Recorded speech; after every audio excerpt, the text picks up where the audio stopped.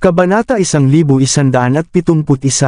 Habang hinihintay ang mga katulong na ihanda ang kape at mga panghimagas, iminungkahi ni Luis kay Charlotte na magpahinga muna sa silid-aralan. Kaya nagtungo siya roon kasama sina Lupin at Morgan. Ilang sandali pa, dinalhan sila ng mga katulong ng mamahaling kape at panghimagas. Habang nananatiling tahimik sa silid-aralan, halos hindi mapigilan ni Morgan na magreklamo. Si Lady Sherlyn, ano ba ang ginagawa niya rito sa ganitong oras? Ngayon na hinahanap pa natin ang mga sospek na maaaring nakapuslit sa bahay, tiyak na ang pagdating niya kasama ang kanyang entourage ay makakahatak ng atensyon. Hindi ba't maaari itong magdulot ng panibagong kaguluhan? Sinang-ayunan siya ni Lupin habang binabaan nito ang boses. Lalo na't tila walang pakiramdam sa panganib si Sir Luis. Napansin kong ang mga tauhan niya ay medyo kampante kapag nagpapalit sila ng shift ng sobrang bagal. Paano kung may delikadong taong samantalahin yun at pumasok dito anumang oras? Kumunot ang noo ni Morgan at nagtanong, hindi ba pinaigting nila ang seguridad? Ang tinatawag nilang pagpapatibay ay puro dagdag lang ng mga gwardya sa security room. Pero bukod doon, pareho pa rin ang lahat. Umiling si Lupin ng may panghihinayang. Hindi napigilan ni Morgan na magreklamo, nakakapanghinayang. Hindi talaga sila maihahambing sa mga bodyguard ng pamilyang Noct. Nang mapansin ang biglaang pagbabago sa ekspresyon ni Charlotte, tinapik siya ni Lupin sa braso at sinenyasan na tumigil na. Walang kinakampihan si Charlotte habang ipinahayag ang kanyang saloobin. Ang royal family ang namamahala sa security system ng pamilya Laurent. Bukod pa roon, namuhay sila ng magaan at walang kaaway kaya hindi sila sanay sa mataas na pag-iingat. Totoo, maaaring maging banta sa seguridad ang pagdating ni Lady Sherlyn, pero huwag ninyong kalimutan na ang lugar na ito ay pag-aari ng pamilya Laurent. Siyempre, maaari siyang pumunta rito kahit kailan niya gusto. Kung tutusin, ang kainahinala ay maaaring mula sa mga kaaway mula sa erihal na tayong mga kasama ang totoong target. Kung ganoon, tayo ang nagdadala sa kanila ng gulo. Paano pa tayo magrereklamo, Tama kayo, Miss Lindbergh, sagot ni Morgan habang nakayuko. Huwag niyong uulitin ang usapang ito, paalala ni Charlotte. Noted, Miss Lindbergh. Hindi ko na po yun babanggitan, agad na paghingi ng paumanhin ni Morgan. Maya-maya, may kumatok sa pinto. Pagkabukas ng mga katulong, pumasok sina Luis at Sherlyn. Charlotte, pasensya na at napaantay ka. Nagpalit pa ako ng mas komportableng damit. Ngumiti ng paumanhin si Sherlyn. Tumayo si Charlotte at sumagot, hindi naman, Lady Sherlyn. Tiyak na pagod ka sa mahabang biyahe. Mas mabuti sigurong magpahinga ka ng mas maaga ngayong gabi. Oh, pero masaya at presko pa ako matapos kitang makilala. Masiglang hinawakan ni Sherlyn ang kamay ni Charlotte. May dinala akong regalo para sa iyo, sana magustuhan mo. Inabot niya ang isang napakagarang kahon ng regalo para kay Charlotte. Buksan mo at tingnan mo. Maraming salamat, Lady Sherlyn. Kinuha ni Charlotte at agad na binuksan. Labis siyang nagulat nang makita ang napakahalagang set ng sapphire jewelry na tila bihira at collected item na hiyas. Bukod pa roon, ang logo at disenyo ng kahon ay nagpapakitang ito ay koleksyon mula sa royal family. Paano ko matatanggap ang ganitong kabig-bighanang regalo? Napahinga siya ng malalim. Pamilya naman tayo, kaya hindi muna kailangang maging formal. Iyan ang dhoti na ibinigay ng lola ni Luis noong ikinasal ako sa kanyang ama. Iningatan ko iyon ng maraming taon at umaasang ipapasa ko ito sa magiging manugang ko. Commandant si Sherlyn. Pero, tangkang tatanggi si Charlotte. Kung tatanggihan mo, malulungkot ako. Pamilya tayo, hindi ba? Nagkunwaring nagtatampo si Sherlyn. Tanggapin mo na, Charlotte, sabi ni Luis. Kaya wala nang nagawa si Charlotte kundi tanggapin ito. Nang magpapasalamat na sana siya, napansin niyang si Diana ay nakatingin sa kahon ng may halong lungkot, panghihinayang, at pagiging maliit ang tingin sa sarili. Inalis ni Charlotte ang tingin at nagpasalamat, Lady Sherlyn, salamat po. May inihanda rin akong regalo para sa inyo at kay Sir Robert. Pag-unat ng kamay niya, inabot agad ni Lupin ang isang puting satin na kahon. Inabot niya ito kay Sherlyn. Lady Sherlyn, ito po iyon. Sana magastuhan ninyo. Nagliwanag ang mga mata ni Sherlyn at nasabik sa tuwa, Diyos ko. Ito ang legendary luminous pearl, hindi ba? Matagal ko nang hinahanap ito pero hindi ko makita. Lady Sherlyn, masaya ako at nagustuhan ninyo. Tahimik na napabuntong hininga si Charlotte. Inihanda na ni Danric ang lahat bago siya umalis papuntang F-Nation, kasama na ang natatanging regalo na ito para sa mga magulang ni Luis. Kaya hindi na niya kailangan pang problemahin kung ano ang dapat ibigay. Ngayon lang niya napagtanto na ganoon kahalaga ang regalo na pinaghanda para sa kanya. Mahirap nang makahanap ngayon ng ganitong kalaking luminous pearl. Alam niyang protektado siya ni Danric at sinisiguro nitong hindi siya mamaliitin ng sinuman saan man siya magpunta. Bilang miyembro ng isang prominenteng pamilya, nais nitong lagi siyang tinitingala ng lahat. Gustong-gusto ko ito, Charlotte. Napangiti ng buong tuwa si Sherlyn at niyakap siya. Hindi niya halos mabitawan ang perlas. Walang anuman, Lady Sherlyn, nakangiting tugon ni Charlotte. Naiinggit ako sa iyo, Mommy. Hindi pa ako nabibigyan ni Charlotte ng kahit anong regalo. Biro ni Luis. Ikaw talagang bata ka, napakakulit mo. Tawa ng tawa si Sherlyn. Hinawakan niya ang kamay ni Charlotte at inalalayan patungo sa living room. Charlotte, tara at mag-usap tayo. Sige, tumango si Charlotte. May mga regalo rin ako para sa mga bata. Ipapamigay ko yun bukas kapag nakita ko na sila. Meron din ako para sa inyo. Tumingin siya kay Diana. Agad na inabot ni Diana ang dalawang regalo kina Lupin at Morgan. May regalo rin kami. Hindi makapaniwala si Morgan. Matagal ko na kayong naririnig. Hindi lang kayo mga pinagkakatiwalaang tauhan ni Charlotte, pamilya na rin kayong itinuturing. Masaya ako at magiging bahagi kayo ng malaking pamilyang ito. Masiglang wika ni Sherlyn. Tumingin sina Lupin at Morgan kay Charlotte. Nang tumango ito bilang pahintulot, nagpasalamat sila. Lady Sherlyn, salamat po. Walang anuman. Pamilya tayo kaya huwag nang maging formal.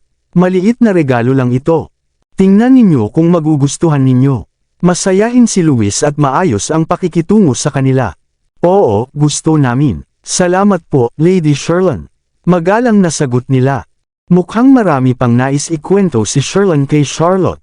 Habang masigla itong nagkukwento, nakikinig naman si Charlotte at sumasagot paminsan-minsan.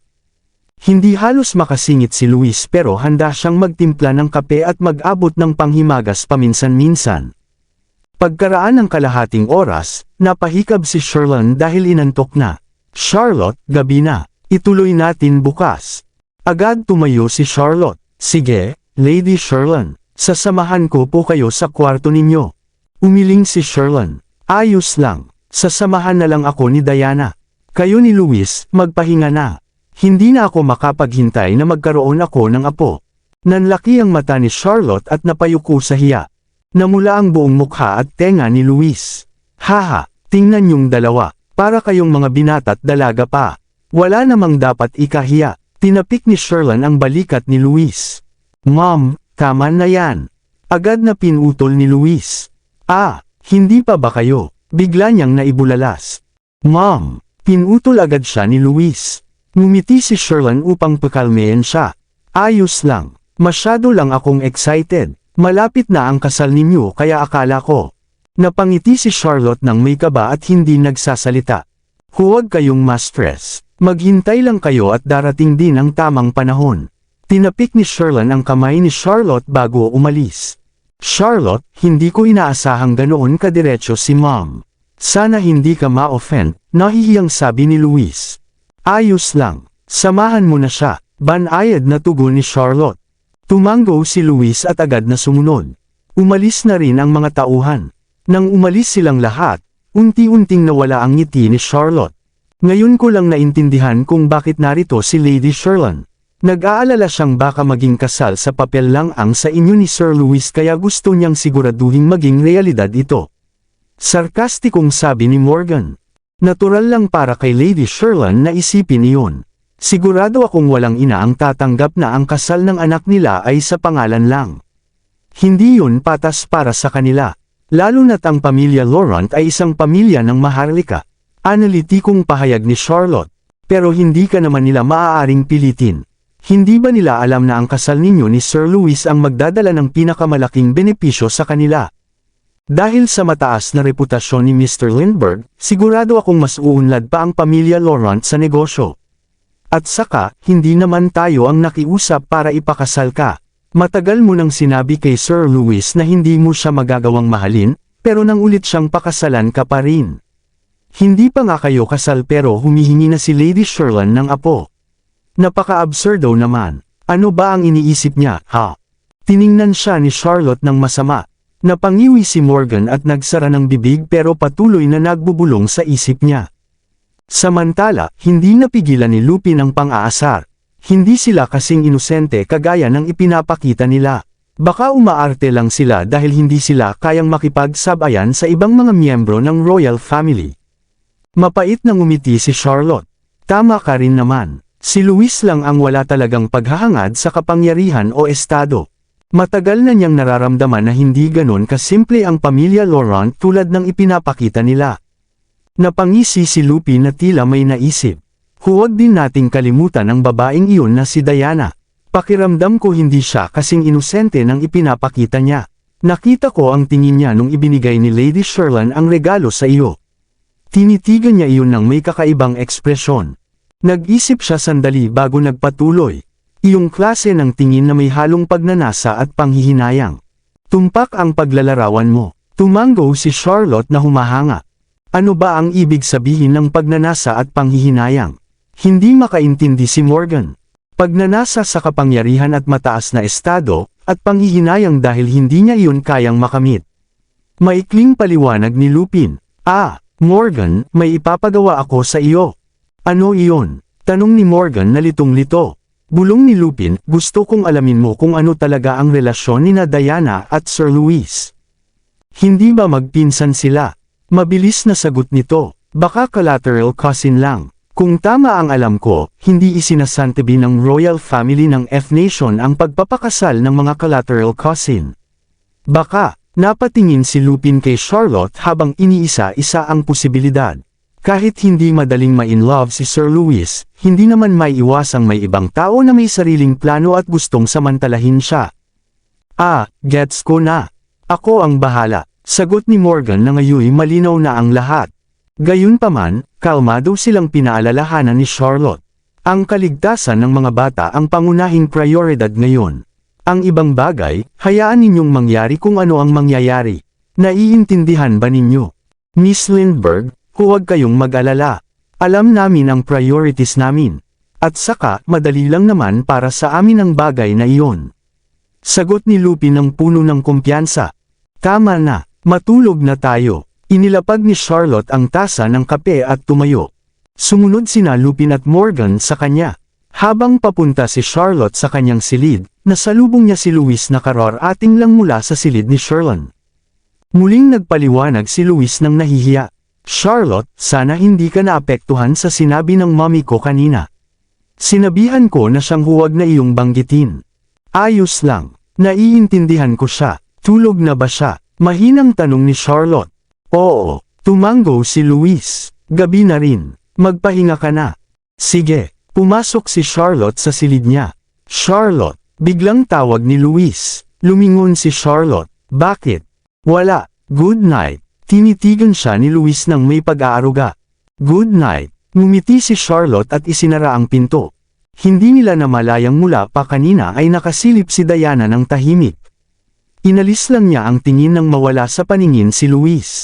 Sa kabilang dulo ng pasilyo, nakangiwi si Lupin ng may paghamak. Mukhang may puka na ang babaeng ito. Tingnan natin kung kailan lalabas ang tunay niyang kulay. Pagbalik ni Charlotte sa silid, naligo siya sa bathtub. Nang maalala niya ang nakakahiya at diretsahang mga salita ni Sherlyn at ang mga mata ni Louis na puno ng damdamin, hindi maiwasang lumungkot ang puso niya. Akala niya kanina ay kaya niyang itaboy ang lahat ng iniisip niya.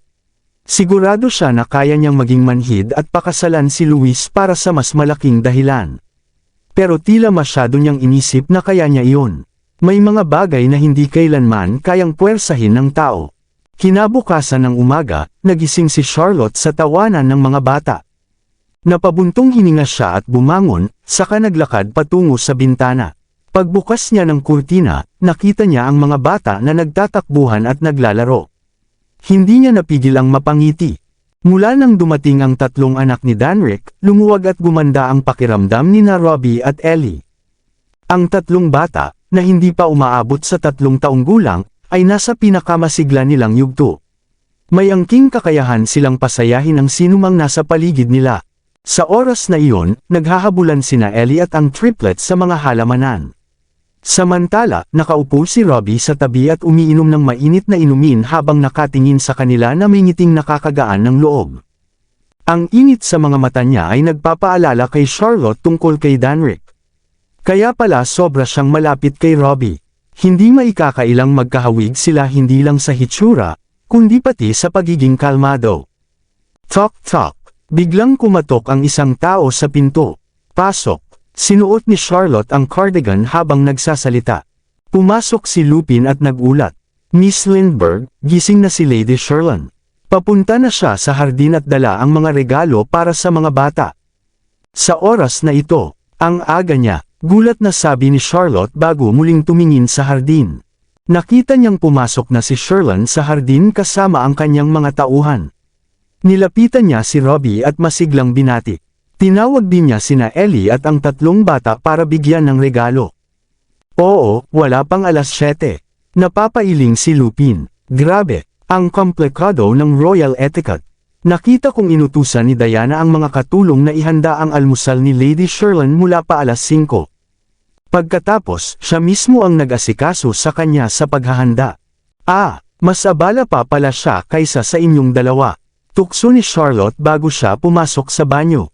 Tama, talagang maswerte kami ni Morgan. Habang nagbubukas ng wardrobe, nagtanong si Lupin. Miss Lindbergh, ano po ang nais ninyong isuot ngayon? Gown o iba pa? Pili ka na lang ng komportable. Nangako akong dadalhin ang mga bata para mag-horseback riding ngayon. Sabi ni Charlotte.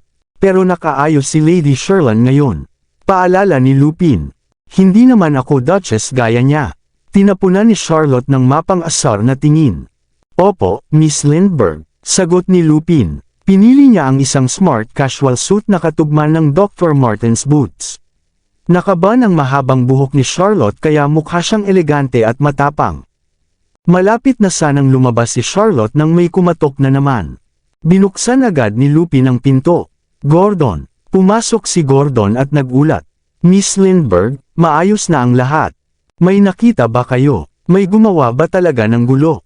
Tanong ni Charlotte ng kinakabahan. Oo, tumango si Gordon. May nakita kaming kaina-hinalang tao, pero nakatakas siya ng habulin namin. Inikat ko ang buong lugar ngayong umaga at wala na akong nakitang kakaiba. Tumigil siya sandali, pero hindi ko pa nasesuri ang mga tauhan ni Lady Sherlyn. Hindi maaaring basta-basta suriin ang mga tauhan ni Lady Sherlyn. Utos ni Charlotte, dahil wala nang banta sa labas, itigil na natin yan muna at mag-focus sa kasalukuyang gawain. Noted, Miss Lindbergh. Nag-assign ako ng 4 para bantayan ang mga bata, at ang 3 pa ay magpapatuloy sa paghahanap. Wika ni Gordon. Lubos akong nagpapasalamat. Mabuti na lang at nandito ka. Kung hindi, hindi ko masusolusyonan ang lahat gamit lang ang mga babae kong bodyguards. Tapat na sabi ni Charlotte. Mas sanay at mas mabilis kumilos si Gordon kaysa kay Morgan kaya mabilis na resolba ang lahat. Miss Lindbergh, tungkulin ko lang po. Yumuko siya at umalis.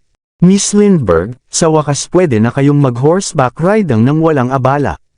Inabot ni Lupin ang sombrero kay Charlotte. Oo, ang ganda ng panahon ngayon. Suot ang sombrero, lumabas si Charlotte ng silid. Sa hardin, naipamigay na ni Sherlyn ang mga regalo. Inaanyayahan niyang mag-almusal ang mga bata. Nabigla si Ellie at hindi alam kung paano tatanggi ng maganda. Pero diretso nang tumanggi ang 3 bata. Mamaya pa po kami kakain. Lady Sherlyn, mauna na po kayo. Maghuhuli pa kami ng butterflies ngayon. Hawak pa ni Gama ang kamay ni Ellie. Ellie, halika na, Grandma Sherlyn, kasi, ikaw. Hindi na natapos ni Ellie dahil hinila na siya ni Gama. Kabanata 1175. Pakiramdam ni Sherlyn ay medyo awkward habang siya ay naiwan mag-isa. Lumingon siya at tumingin kay Robbie. Bago pa man siya makapagsalita, magalang na sabi ni Robbie, "Grandma Sherlyn, nakakain na po ako ng almusal. Babalik na ako sa kwarto para magbasa. Paki-enjoy mo ang iyong almusal." Pagkatapos niyang sabihin iyon, yumuko si Robbie at biglang umalis. Natuwa na lamang si Sherlyn pero frozen ang ngiti. Pinagsikapan niyang makabuo ng magandang relasyon sa mga bata, pero tila hindi ito nagtagumpay. "Napakabastos naman ng mga batang ito," sabi ng isa sa mga katulong na may inis. "Tama ka, isang karangalan naman ang makakakain ng almusal kasama si Lady Sherlyn," sabi ng isa pang katulong na may mababang boses. "Wala silang alam sa tamang asal. Duda ako kung totoong mga anak ng mayayamang pamilya ang mga ito." "Tigilan niyo yan," pangit na sigaw ni Sherlyn. "Anak ni Mr. Lindbergh ang mga bata. Paano mo nagawa namang insulto sa kanila sa likod ng ulo niya?" Agad na yumuko ang dalawang katulong at hindi na nagpatuloy sa pagsasalita. Pero tungkol doon, ang dalawang nakatatanda, bahagyang ngumiti si Sherlyn. Tila mas maayos ang kanilang pag-uugali. Marahil mas matalino sila dahil sa kanilang edad, dagdag ng isa sa katulong. "Dapat nga, malakas ang pride sa tono ni Sherlyn. Dapat magpakabait sila kung gusto nilang pumasok sa bahay na ito. Hindi pa natin alam kung sino ang ama nila. Mas mabuti kung hindi siya lumitaw sa harap ko." Upang maiwasan ang komplikasyon sa pamilya, hindi sinabi ni Robert kay Sherlyn kung sino ang ama ng mga anak ni Charlotte. Hindi siya aatres kapag malalaman niya kung aling pamilya ikakasal si Miss Lindbergh. Tumawa ng mapanghamon ang katulong. "Shoo, paparating na si Charlotte," babala ni Diana ng mababa ang boses. Agad namang tumahimik ang dalawang katulong at nagpakalma. "Charlotte, gising ka na ba?" Lumingon si Sherlyn at nagpakita ng tunay na ngiti. "Bakit hindi ka pa natutulog ng kaunti? Maganda ang panahon ngayon. Nangako ako sa mga bata na dadalhin sila sa horse riding," ngiti ni Charlotte. "Nakakain na ba ng almusal si Lady Sherlyn? Pwede ba akong sumama?" "Sige." Medyo tense ang ngiti ni Sherlyn. Bahagyang kumunat ang noo ng mga katulong, tila may kakaiba. Pakiramdam ni Charlotte ay may kakaibang nangyayari, pero hindi siya nag-alala. Dumating na rin si Louis sa baba at sabay-sabay silang nag-enjoy sa almusal. Pagkatapos ng almusal, nais ni Sherlyn na makita ang farm. Bago pa man makasabi si Louis na nais niyang sumama, sinabi ni Charlotte na nangako siyang dalhin ang mga bata sa horse riding. Napa-freeze ang mga katulong sa kanilang lugar nang marinig iyon. Ngunit hindi naman nagalit si Sherlyn. Tinanong pa nga niya kung pwede ba siyang sumama dahil marunong siya sa horse riding. Nag-aatubili si Charlotte sa pagsama ni Sherlyn, pero wala siyang magawa kundi payagan ito. Sabay-sabay silang sumakay sa karwahe at nagtungo sa horse farm. Sobrang tuwa ng mga bata sa loob ng karwahe. Samantala, tumitig si Robbie sa walang katapusang damuhan sa labas habang humihinga ng malalim. Napakaganda sana kung nandito si Jamie. Gustong-gusto niya ang horse riding. "Paano ka naman? Hindi mo ba gusto?" Maingat na haplos ni Charlotte sa kanyang ulo. "Hindi ako eksperto sa sports." Isa pang buntong hininga ni Robbie. "Magaling lang ako sa utak. Dapat mong subukang pagyamanin ang ibang kakayahan," banayad na sabi ni Charlotte. "Tingnan mo ang..." Halos banggitin ng ama niya, pero agad binago ang sinabi. "Tingnan mo ang Uncle Dan mo. Hindi lang siya mahusay sa academics, magaling din siya sa sports. Si Daddy din." Agad na dagdag ni Robbie. Napatulala si Charlotte at hindi alam ang sasabihin. Hindi na nagsalita si Robbie, nagpatuloy sa paglalaro sa tablet. Hindi siya naglalaro ng mobile games, pero hilig niya ang maghanap ng impormasyon sa software at id. "Miss ko rin si Daddy at si Jamie." Biglang sabi ni Ellie. "Kailan kaya kami magkikita ulit? Malapit na, 39 days na lang." Nang sinabi ni Charlotte iyon, doon lamang niya napagtanto kung gaano kabilis lumipas ang panahon. Walang kahit isang ulap sa langit. Dinala ni Charlotte ang mga bata pababa mula sa karwahe isa-isa. Habang tinitingnan ng walang katapusang damuhan, labis ang kanilang tuwa. "Halika, dadalhin ko kayong magbihis," sigaw ni Morgan sa mga bata. "Yay! Tara na!" Walang pag-aalinlangan, sinundan ng tatlong babae si Morgan, hinila si Ellie. "Dahan-dahan lang. Huwag tumakbo," si Ellie, na nagpapagaling pa, hindi makahabol sa kanila. Sana maging tulad ko. Tignan mo kung gaano sila kasaya. Biglang tanong ni Robbie kay Charlotte. Mommy, noong edad ko ay ganito rin ba ako kasaya? Tahimik ka na noong bata ka. Ngumiti si Charlotte. Habang naglalaro sina Jamie at Ellie, nagbabasa ka at nagsusulat sa sulok. Nagsasabi ka pa na sila ay bata pa. Talaga, ganun na ba ako kasabay ng 2 taon ko? Hindi makapaniwala si Robbie. Mas tahimik ka kaysa sa kanila noong mga maliliit pa kayo, biro ni Charlotte. Mas mabagal ka pang uminom ng gatas. Cough. Nawala ng salita si Robbie. Sige na, magbihis na kayo. Tuturuan ko kayong sumakay ng kabayo. Mag-focus muna tayo sa physical development. Opo, sumunod si Robbie sa tauhan para magbihis. Pumasok rin si Charlotte sa fitting room para magbihis ng horse riding gear. Biglang pumasok si Diana upang kunin ang isang bagay. Agad siyang yumuko nang makita si Charlotte. Miss Lindbergh, hindi na kailangang maging formal sa akin. Casual na sabi ni Charlotte. Miss Lindbergh, mabuti po kayo. Tumingin si Diana kay Charlotte na may komplikadong ekspresyon at nag-aatubili. Sabihin mo na lang kung may sasabihin ka. Bahagyang ngiti ni Charlotte. Alam ko na walang kapantay ang pamilya Lindbergh sa mundong ito at napakataas ng estado mo. Hindi namin gustong saktan ka, pero may dapat lang sana akong ipaalala. Lubos na maingat at magalang ang tono ni Diana. Sige, tuloy mo. Tumingin si Charlotte sa salamin. Ipinanganak si Lady Sherlyn sa royal family at komplikado ang royal etiquette. Minsan ang maliliit na detalye na tila walang epekto sa ordinaryong tao ay mahigpit na patakaran sa kanila. Tumigil si Diana at ipinaliwanag. Miss Lindbergh, huwag po sana kayong magkamali ng akala. Wala akong ibang intensyon, gusto ko lang po ipaalala. Naiintindihan ko. Bahagyang ngiti ni Charlotte. Sanay na akong kumilos ng ganito at nagpapasalamat ako sa pagtitiis ni Lady Sherlyn sa akin. Salamat sa pagpapaalala. Muling yumuko si Diana nang may takot. Pahihintulutan ko na po. Opo, maikling tugon ni Charlotte. Habang tinitingnan ng likuran ni Diana, ngumiti siya. Iniisip mo ba na puro kabutihan lang ang dahilan ng pagpapaalala niya? Pumasok si Lupin dala ang suit ni Charlotte.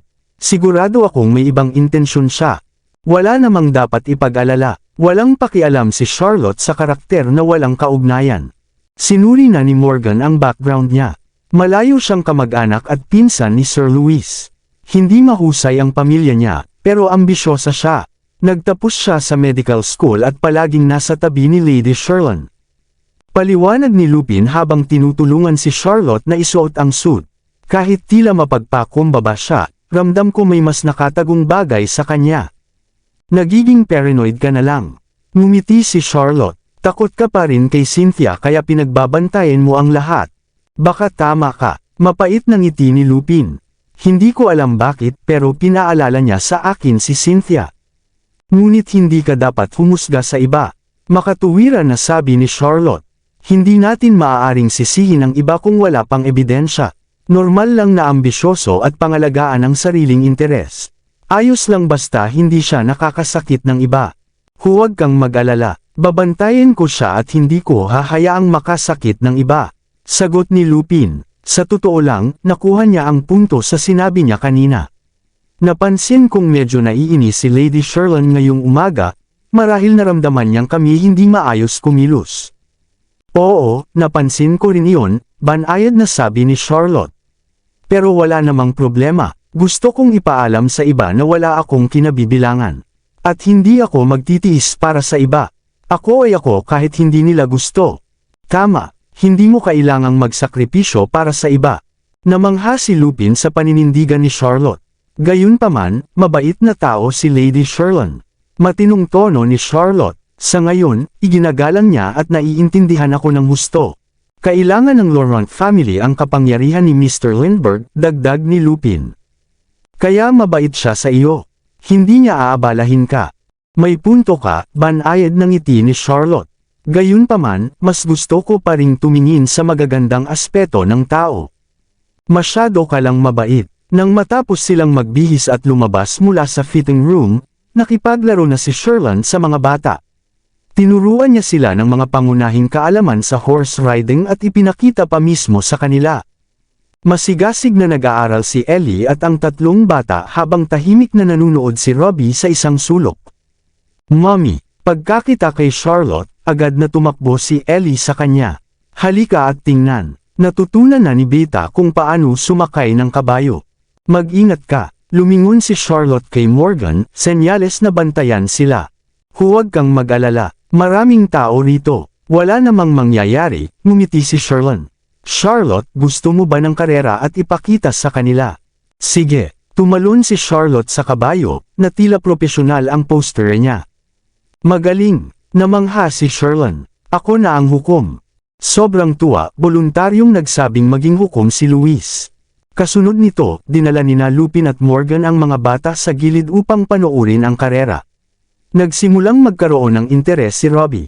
Itinaas ni Luis ang competition gun at pinaputok sa kalangitan.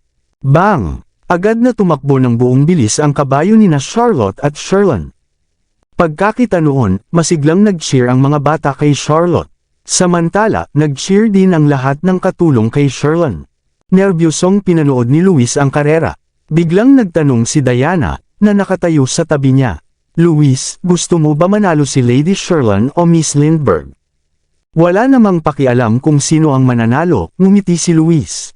Basta masaya sila. Luis, mabait ka talaga, komento ni Diana.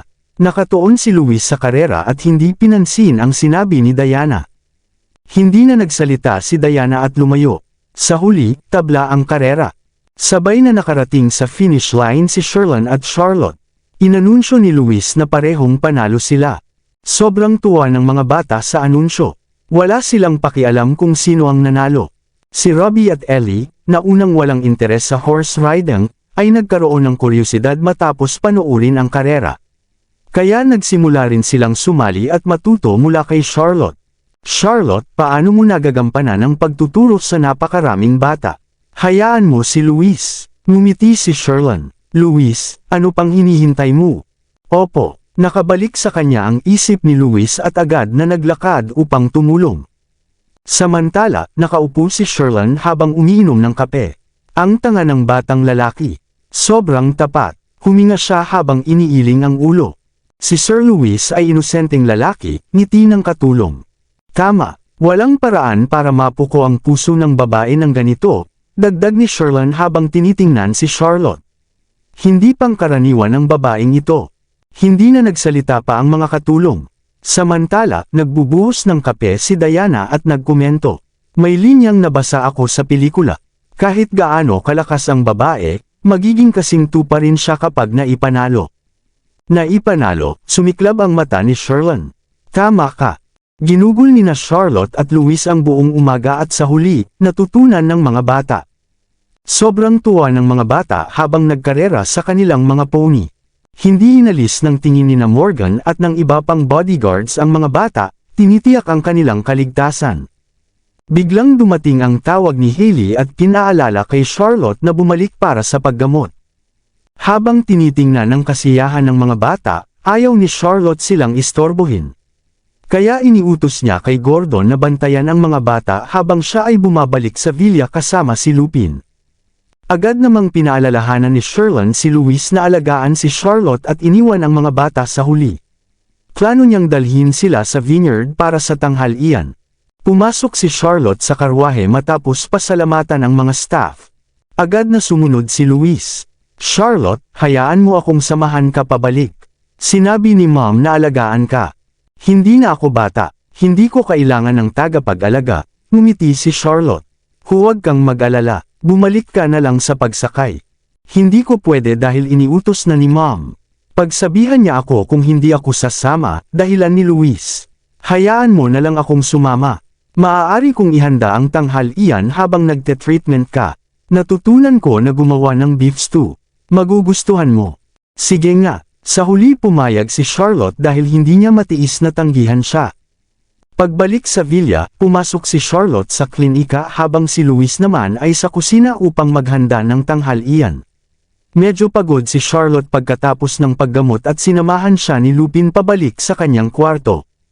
Humiga sa sopa si Charlotte at plano ng matulog. Biglang pumasok si Luis dala ang meal trolley. Charlotte, handa na ang tanghalian. Halika at tikman mo. Hindi ako gutom. Walang gana si Charlotte. Ngunit nang makita si Luis na inilalagay ang mga masasarap na pagkain sa mesa, medyo naantig siya. Ginawa mo ba lahat ito?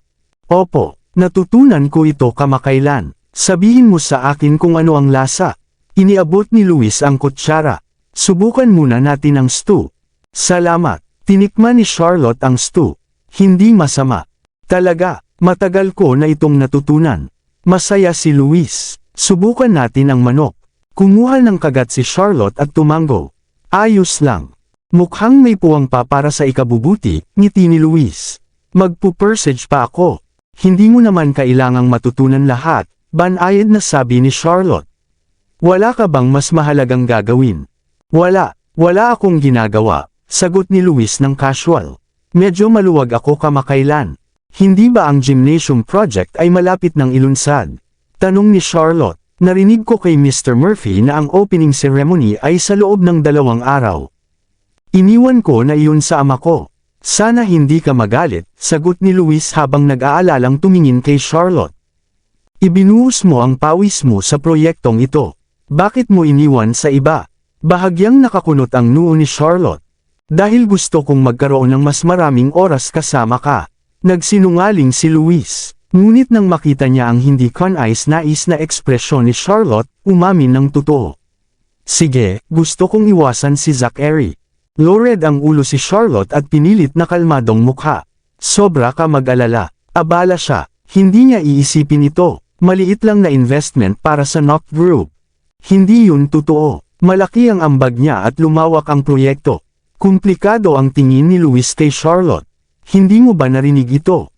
Hindi. Kalmado pa rin ang tono ni Charlotte. Maliit lang akong shareholder sa proyekto. Wala namang magbibigay alam sa akin. Akin itong kasalanan. Huwag kang magalit, agad na humingi ng tawad si Luis. Dapat sana sinabi ko sa iyo ng mas maaga. Kailan siya nag-invest sa proyekto? Tanong ni Charlotte ng casual. Hindi pa matagal. Maingat na sagot ni Luis. Nang ipahayag natin ang ating kasal sa publiko, akala ko aalis siya sa investment. Hindi ko inaasahan. Sige, maikling tugon ni Charlotte. Nagulo ang damdamin niya. Maraming salamat sa lahat ng sumusubaybay. Please subscribe and follow my YouTube and Facebook channel, Filipino Novel. Maraming salamat po.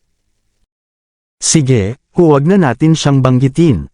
Sinubukang palitan ni Luis ang paksa habang inilalagay ang pritong lotus root sa plato ni Charlotte. Charlotte, subukan mo ito. Alam mo ba kung paano ito gawin? Medyo nagulat si Charlotte dahil hindi alam ng marami ang kanyang paboritong pagkain. Tinanong ko si Ellie kung ano ang gusto mong kainin, at sinabi niya ito. Kaya natutunan ko, ngiti ni Luis kay Charlotte. Mahirap humanap ng magandang lotus root sa Pil-ere at bumibili ako sa ibang lungsod. Sa wakas, nagawa ko rin ito ng tama. Kumuha si Charlotte ng isang kagat at agad na tumango. Masarap. Natutuwa akong nagustuhan mo, labis na nasiyahan si Luis. Alam ko rin na gusto mo ng rice ball sa wine, kaya patuloy ko pa rin itong pinag-aaralan. Salamat, Luis. Medyo naantig si Charlotte. Malapit na tayong magpakasal. Ito ang pinakamaliit na dapat kong gawin para sa iyo, banayad na tingin ni Luis. Masaya ako basta ikaw ay masaya. Binaba ang ulo ni Charlotte, hindi nagsalita. Charlotte, huwag kang gumalaw. Napansin ni Luis ang mantsa sa mukha ni Charlotte, kinuha ang tisyo at pinunasan ito. Nagulat si Charlotte sandali, na nakaupo lang. Sa ilalim ng malabong ilaw, napakaganda ng mukha niya at tumibok ang puso ni Luis habang yumuko papunta sa kanya. Iniiwasan siya ni Charlotte, ngunit bahagyang nahipo ang kanyang pisngi ng labi ni Luis. Sa sandaling iyon, parehong nastan ang dalawa. Sandali lang, umatras si Charlotte. Namumula ang mukha ni Luis sa kaba. Kumunat ang noo ni Charlotte at tiningnan ang paligid. Pasensya na, nahirapan si Luis sa kanyang mga salita at tumayo para umalis. Tumingin si Charlotte sa nag-aalalang ekspresyon niya at sa masarap na tanghalian sa mesa, ramdam ang halo-halong emosyon. Samantala, nakita ng isang katulong sa labas si Luis na mabilis na tumakbo mula sa kwarto ni Charlotte. Agad siyang pumasok at tinawagan si Sherlyn. Gaano katagal siya roon? Agad na tanong ni Sherlyn. Nakatayo ako sa labas buong oras. Mga 11 minuto, siguro, sagot ng katulong. Mabilis lang. Nagulat si Sherlyn. Ang ayos ba ng damit niya nang lumabas? Opo, maayos ang kanyang hitsura, simula ng paglalarawan ng katulong. Maayos din ang buhok niya, ngunit namumula ang mukha at mukhang kinakabahan. Nang marinig iyon, bahagyang nadismaya si Sherlyn. Sige, patuloy na monitor sila. Opo, matapos isara ang telepono, huminga ng malalim si Sherlyn. Mukhang hindi ito gumagana. Pero base sa sinabi ng katulong, siguro medyo lumapit na sila sa isa't isa. Biglang ngumiti si Diana, kaya may kaunting pag-unlad rin. Matagal na silang magkasama, at malapit na silang magpakasal. Paano magiging pag-unlad ang pagiging malapit lang? Sagot ni Sherlyn na may inis. Kung kinakabahan si Luis dahil sa pagiging malapit lang, ibig sabihin wala silang tunay na intimacy hanggang ngayon. Low-red ang ulo si Diana, hindi alam ang sasabihin. Sa tingin ko, hindi siya interesado kay Luis. Gusto lang niyang gamitin siya. Habang iniisip ni Sherlyn, lalo siyang nagalit. Ang tanga ni Luis. One-sided lang ang relasyon. Oo, napansin ko rin yun. Pinili ni Diana ang mga salita ng maingat. Mukhang hindi interesado si Miss Lindbergh kay Luis. Para bang sinasadya niyang manatiling malayo. Matagal na silang magkasama. Kahit walang damdamin noon, dapat may konting simpatiya na siya sa kanya. Sagot ni Sherlyn na hindi masaya. Kung hindi niya gusto si Luis, bakit niya pinayagan ang kasal? Narinig ko na nagkaroon ng krisis si Mr. Lindbergh. Banayad na sabi ni Diana. Narinig ko rin iyon. Kumunot ang noo ni Sherlyn. Siguro dahil nasa malaking problema si Mr. Lindbergh, kaya naghahanap siya ng pansamantalang kanlungan. Kung ganoon, baka kanselahin niya ang kasal kapag nalutas ang krisis. Ano ang gagawin ni Luis noon? Maaga pa para husgahan. 1 buwan pa bago ang kasal. Sino ang nakakaalam kung magkakaroon sila ng damdamin sa isa't isa sa panahong iyon? Sinubukang aliw ni Diana. Kaya kailangan kong tapusin ito sa lalong madaling panahon. Kabanata 1180. Pagkagising ni Charlotte mula sa kanyang pagtulog, napansin niyang umuulan sa labas. Lupin, nakabalik na ba ang mga bata? Hindi pa. Dinala sila ni Lady Sherlyn sa ubasan para sa tanghalian. Nagsasaya sila roon. Huwag kang mag-alala tungkol sa kanilang kaligtasan dahil kasama nila sina Morgan at Gordon, ulat ni Lupin. Malapit na ang oras para sa online class ni Robbie. Sumulyap si Charlotte sa kanyang relo. At ang paggamot ni Ellie. Magtatanong ulit ako. Kinuha ni Lupin ang kanyang telepono para tumawag ng tumunog ang makina ng sasakyan mula sa labas. Lumabas siya sa balkonahe at sumilip. Nakabalik na sina Robbie at Ellie. Magkikita tayo sa ibaba. Nakita ni Charlotte si Robbie habang palabas ito ng kanyang kwarto. Mommy, Robbie, nag-enjoy ka ba? Ginulo ni Charlotte ang kanyang buhok. Ang saya. Alam ko na kung paano sumakay ng kabayo ngayon, sabi ni Robbie nang may pagmamalaki. Tinuruan ako ni Tio Gordon. Magyayabang ako sa harap ni Jamie sa susunod na magkita kami. Ngayon, kailangan na niyang tumigil sa pagtawag sa akin ng nerd. Natawa si Charlotte. Kahit na hindi ka magaling, malalagpasan mo ito kung susubukan mo. Tama ba ako? Tama. Tumango si Robbie. Susubukan ko pa, Mommy. Anak ko iyan. Natuwa si Charlotte. Hindi naman sa gusto kong matutunan mo ang lahat. Pero sana matuto ka ng ilang kasanayan at magsanay pa. Naiintindihan ko. Niyakap ni Robbie si Charlotte. Mommy, babalik na ako sa klase ko. Magpapagamot si Ellie sa baba. Baka kailanganin niya ang kasama mo. Sige. Bumaba si Charlotte ng hagdan matapos mapanood si Robbie na umalis. Sa sandaling iyon, agad na lumapit sa kanya ang isang nasasakupan at nagulat. Miss Lindbergh, nawawala si Alpha. Ano? Namutla ang mukha ni Charlotte. Anong nangyari? Naglalaro ng taguan sina Lady Sherlyn at ang mga bata sa sakahan ng ubas nang hindi nila mahanap si Alpha. Si Lady Sherlyn ay nag-aalala na parang may sakit at hinahanap siya kung saan-saan. Pupunta ako roon kaagad. Agad na umalis si Charlotte papunta sa sakahan ng ubas. Charlotte, hintayin mo ako. Si Luis, na nakarinig ng balita, ay nagmamadaling tumakbo pababa. Sasamahan kita. Sige. Humarap si Charlotte kay Lupin. Dito ka lang at alagaan mo sina Robbie at Ellie. Naiintindihan ko. Nang makarating sina Charlotte at Louise sa sakahan ng ubas, nakita nila si Sherlyn at ang kanyang mga tauhan na naghahanap kay Alpha. Nang mapansin ang pagdating ni Charlotte, humingi ng tawad si Sherlyn. Charlotte, humihingi ako ng tawad.